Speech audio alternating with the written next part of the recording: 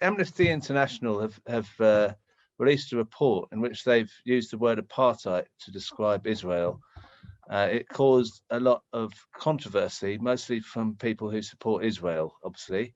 I mean, I actually thought, well, let's find out about apartheid. Is it like South African apartheid? Is what's happening in Israel like South African apartheid? So if you look at the next screenshot, it actually shows the Jewish Chronicle's response to this was to say that it's a smear to use apartheid, and their idea was to speak to two people. If you look at the next screenshot, Tony Leon and Olga Meshoe Washington, who were, it says here, veterans of the anti-apartheid struggle, who were both suggesting, if you read the article, they're both suggesting that this is inaccurate to compare it with apartheid, what's happening in Israel, and that it says here trivialises and negates what happened in South Africa. So I spoke to two other veterans of the anti-apartheid movement in South Africa. The first person I spoke to was Andrew Feinstein, and we have an interview with him because he's not able to come on. I asked him to start with if he knew of the two people that were quoted in the Jewish Chronicle, which is Tony Leon and Olga Meshoe Washington, if he'd known of them as veterans of the anti-apartheid movement in South Africa. And this is what he had to say. The two people you mentioned who are the anti-apartheid campaigners they talk about, Tony Leon was leader of a sort of a center-right opposition party in South Africa called the Democratic Alliance. The Democratic Alliance is known in South Africa to, since 1994, be in existence primarily to try and safeguard the interests of a wealthy white minority. Tony Leon, and I don't want to cast any aspersions on Tony as a person, I've known him for years. To call him an anti-apartheid campaigner is simply false and incorrect. He was very mainstream. The Democratic Alliance's forebearer participated in the apartheid parliament, giving credibility to what was an undemocratic, racist electoral system. And Tony, as leader of the Democratic Alliance, was even seen as quite a right-wing leader of his party.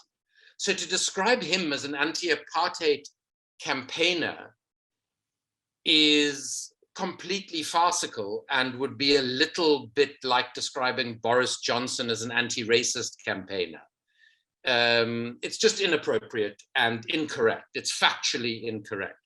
Now, the other person you mentioned, I don't know the person in question, but I do know her father.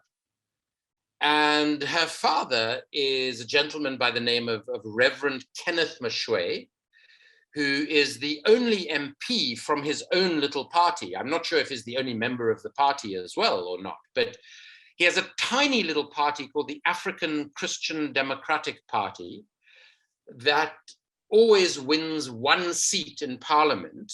It's regarded as a sort of a center-right party as well. I had certainly never heard of Kenneth Meshoe during the years of the anti-apartheid struggle when I was involved. Now, given that was a limited period from the early 1980s through to when I became an MP in 1994. But, you know, those of us involved in the struggle inside and outside the country tended to know of each other. And, you know, some of the people who were underground or in exile, we got to know after 94 when they were able to return to the country. And I have never heard the Reverend Kenneth Meshoe mentioned as an anti-apartheid campaigner or part of the struggle against apartheid. This is complete news to me, but given that it's news from the Jewish Chronicle, I'm not about to revise South Africa's anti-apartheid history as a consequence of the Jewish Chronicle's assertion. But I think crucially what this does show is the sort of depths to which the Jewish Chronicle and other apologists for Israel's human rights abuses and system of apartheid are willing to go to try and defend Israel. So rather than actually acknowledge the myriad human rights abuses in Israel's apartheid system, as it's now being declared by Amnesty International, Human Rights Watch, B'Tselem, etc., what defenders of Israel like the Jewish Chronicle have done is, first of all, try and label everybody who makes this criticism anti-Semitic, which is bizarre because it would involve a huge number of Israeli Jews who are very critical of Israel, who believe it's an apartheid state, many Jews all over the world, many of the world's finest anti-racists. So if the Jewish Chronicle actually had a point to make, surely they would have interviewed well-known, famous members of the anti-apartheid struggle. But they couldn't do that because those of us engaged in the anti-apartheid struggle, including my former boss, Nelson Mandela, my former political mentor, the late Archbishop Desmond Tutu, consistently described Israel as an apartheid state, reiterated that its brutal occupation of the Palestinian territories was illegal, and also suggested that, in fact, apartheid in Israel in some ways was even worse than apartheid in South Africa. So, of course, defenders of Israel will try and avoid what people like Mandela, Tutu, and millions of other real anti-apartheid campaigners have said about Israel, and why South Africa still today has incredibly strained relations with Israel, because Israel actually cooperated with apartheid South Africa before 1994, helping both become nuclear powers, amongst other things. And the ANC and the other liberation movements could never understand why Israel would cooperate with a racist apartheid state, and then started to look at Israel a bit more and realized it was because it too was an apartheid state. And that's why the anti-apartheid movement and those who led it have for so long called for boycott, divestment, and sanctions against Israel, because BDS was an absolutely crucial tool in the struggle against apartheid in South Africa, and I would argue was one of the two most important factors in leading to an ending of apartheid in South Africa. So I think we have to understand it in that context. Yeah, so Andrew has a very clear not recollection of those two anti-apartheid campaigners, and also it's quite clear that there is a valid comparison to make between what happened in South Africa and what's happening in Israel. Now, I am wondering if our next guest is here.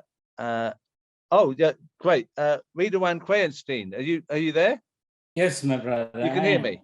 Yes, now, what did you? I believe you were jailed during the time of apartheid. Is that correct? Yes, I've been a full-time activist when I left university, and I came from probably the best university in South Africa, and I left to join the anti-apartheid struggle full-time. I've been in prison twice. I've been underground and in exile.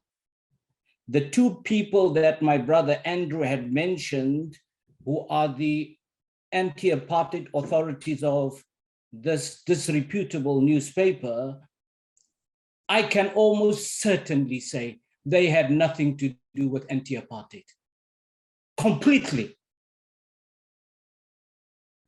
Tony Leon has nothing to do. He was he was a right-wing, and Andrew Feinstein was from the left wing in the Jewish community. Tony Leon was from the right wing. The same kind of people that we have here in this country that give us problems.